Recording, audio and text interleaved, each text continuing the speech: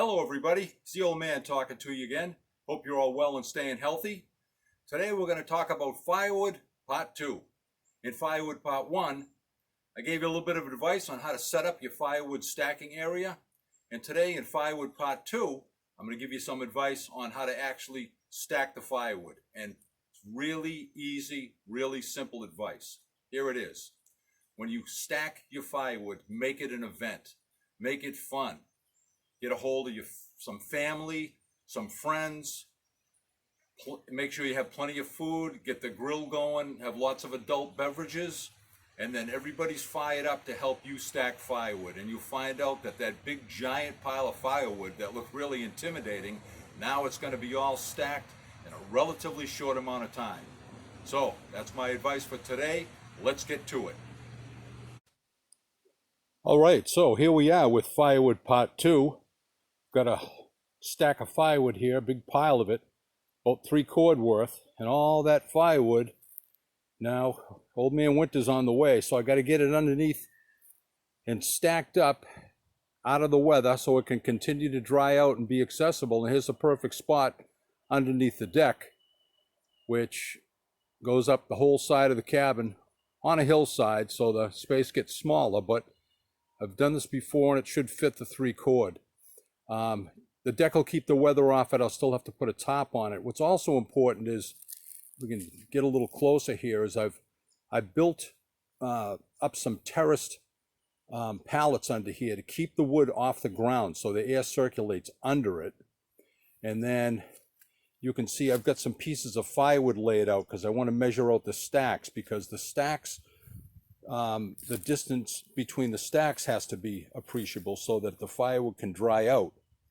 So there's got to be airflow underneath and between stacks. And if you see here, I've got some 2x4s that I'll use to put between the foundation and the wood. I want to keep that open too. I don't want to stack the wood right up against the foundation. That'll get wet and those will rot. So we just kind of take a step down here. We can see from a different vantage point. This is pretty much all set, ready to go. Just got to get my crew up here. We'll do some work and have some fun and get all this wood tucked away for Old Man Winter, who is on the way.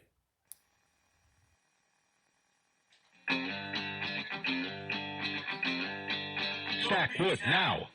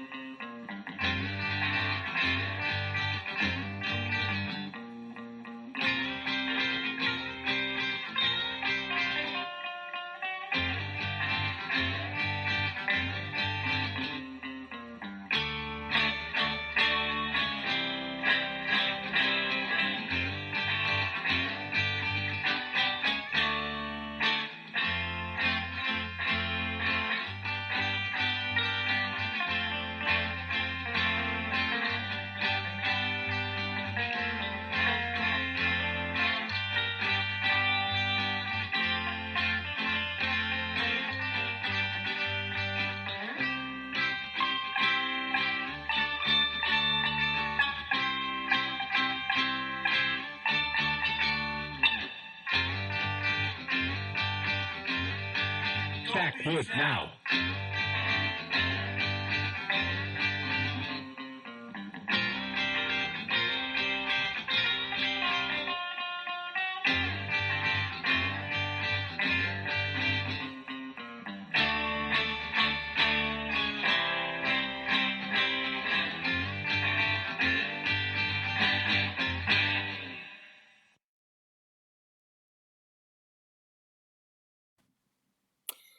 All right, the reason we want to work ahead while we're stacking firewood is because firewood needs time to dry out. The inside, it's got a lot of water in it, it needs to dry out. Firewood is best burned most efficiently when the water content is below 20%.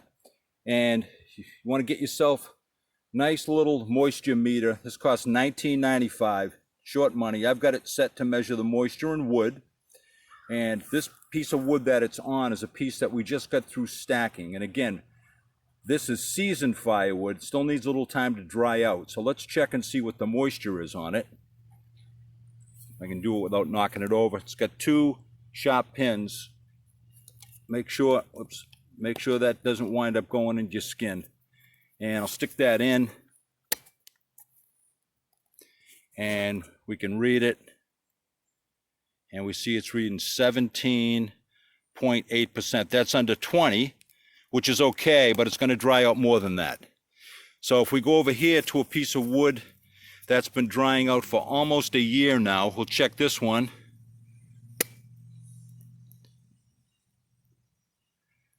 And this is reading just under 10%, 9.7%.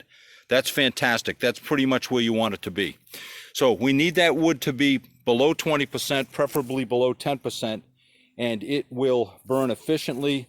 So what that means is the wood that we just got through stacking, that's going to need probably another couple of months to completely dry out, get it under 10%. But in the meantime, I got a nice cord of firewood down my basement of this wood. It's nice and dry, and it's ready to burn, as you can see. Okay, so all the stacking is done. Here's the area where that pile of 3/4 firewood used to live, and we moved it from that point and stacked it appropriately all under the deck. It took 6 men, 6 hours worth of time to get this firewood all stacked up. This is stacked correctly.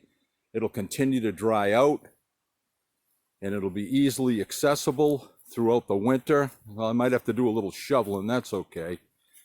So that's 6 times 6, that's 36 man hours of work. So like I said at the beginning, I could do that all myself, but it take me a week's worth of work every single day to go ahead and do that. So if you get your friends and your family, you put a nice crew together, you can get those big jobs done. So there's my advice. And remember, there's 2 good things about advice. The first is it's free. And the second is you don't have to take it. It's the old man talking to you again. See you next time.